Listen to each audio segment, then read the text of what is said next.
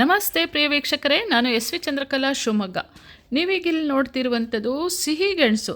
ಸಿಹಿಗೆಣಸಿನ ಪೌಷ್ಟಿಕಾಂಶಗಳು ಎಷ್ಟು ಅನ್ನೋದು ಅದನ್ನು ಹೇಳ್ತಾ ಹೋದರೆ ಬಹಳಷ್ಟು ಹಲವಾರು ಅದರ ಪೌಷ್ಟಿಕಾಂಶಗಳು ದೇಹದ ಆರೋಗ್ಯಕ್ಕೆ ನೆರವಾಗುತ್ತೆ.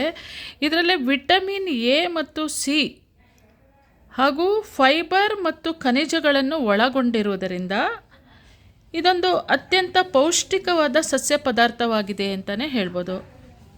ಇದು ರೋಗ ನಿರೋಧಕ ಶಕ್ತಿಯನ್ನು ಹೆಚ್ಚಿಸುತ್ತೆ, ಹಾಗೆ ಕಣ್ಣಿನ ಆರೋಗ್ಯವನ್ನು ಕಾಪಾಡುತ್ತೆ ಮತ್ತು ಜೀರ್ಣಶಕ್ತಿಗೆ ಸಹಾಯವನ್ನು ಮಾಡುತ್ತೆ.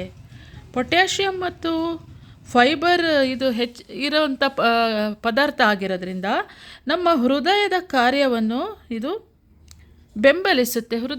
ಹೃದಯ ಉತ್ತಮವಾಗಿ ಕಾರ್ಯನಿರ್ವಹಿಸಲು ಇದು ಬೆಂಬಲಿಸುತ್ತೆ ಅನ್ನೋದು ಕಣ್ಣಿನ ದೃಷ್ಟಿಗೆ, ಜೀರ್ಣಶಕ್ತಿಗೆ ಮತ್ತು ಉರಿ ಊತ ಬರೋಂಥದ್ದನ್ನು ತಪ್ಪಿಸೋಕ್ಕೆ, ಹೀಗೆ ಹಲವಾರು ಆರೋಗ್ಯ ಲಾಭಗಳನ್ನು ಕೊಡುವಂಥ ಈ ಸಿಹಿಗೆಣಸನ್ನು ಈ ಥರ ನಾವು ಇದರೊಳಗೆ ಬಹಳಷ್ಟು ಇದು ಸಿಹಿ ತಿಂಡಿಗಳನ್ನು, ಪೋಡಿ ಮತ್ತು ಏನು ಚಿಪ್ಸ್ಗಳನ್ನು ಮಾಡೋಂಥದ್ದು, ಹಾಗೆ ಇದನ್ನು ಬೇಯಿಸ್ಕೊಂಡು ಒಂದು ಮೆದುವಾಗಿ ಬೇಯುತ್ತೆ. ಇದು ಬೇಯಿಸ್ಕೊಂಡು ಇದಕ್ಕೆ ಸ್ವಲ್ಪ ಹಾಲು, ಬೆಲ್ಲ, ತುಪ್ಪ ಹಾಕ್ಕೊಂಡು ತಿನ್ನೋಂಥದ್ದು, ಕಾಯಲ್ಲಿ ಹಾಕ್ಕೊಂಡು ತಿನ್ನೋಂಥದ್ದು, ನಮಗೆ ಇದರೊಳಗೆ ಮಾಡಿಕೊಂಡ್ರೂ ತುಂಬ ಚೆನ್ನಾಗಿರುತ್ತೆ.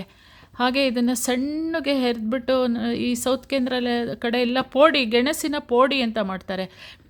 ಈ ಕಡೆ ನಾವು ಆಲೂಗಡ್ಡೆ ಚಿಪ್ಸ್ ಕುರುಮ್ ಅಂತ ತಿಂತೀವಲ್ಲ, ಆ ಥರ ಇರುತ್ತೆ. ಮತ್ತು ಇದು ಬೇಯಿಸ್ಬೇಕಾದ್ರೆ ಸಿಪ್ಪೆ ತೆಗಿಯೋದು ಬೇಡ, ಚೆನ್ನಾಗಿ ತೊಳ್ಕೊಂಬಿಟ್ರೆ ಆಯಿತು. ಇದು ನೆಲದೊಳಗೆ ಬಿಡೋದ್ರಿಂದ ಸ್ವಲ್ಪ ಮಣ್ಣಿನ ಅಂಶ ಎಲ್ಲ ಇರುತ್ತೆ.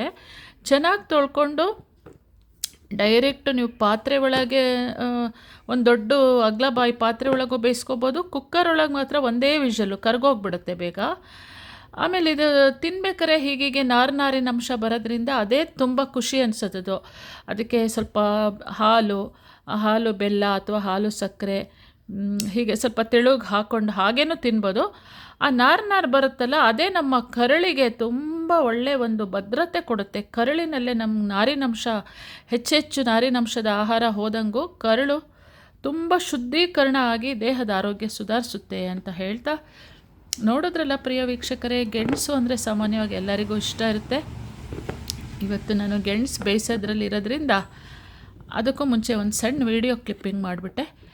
ಇಷ್ಟೊತ್ತು ನೀವು ನೋಡಿದ್ದಕ್ಕೆ ನಿಮ್ಮ ಅನಿಸಿಕೆ, ಅಭಿಪ್ರಾಯವನ್ನು ತಿಳಿಸಿ ಅಂತ ಹೇಳ್ತಾ ಥ್ಯಾಂಕ್ ಯು ಸೋ ಮಚ್. ಧನ್ಯವಾದಗಳು.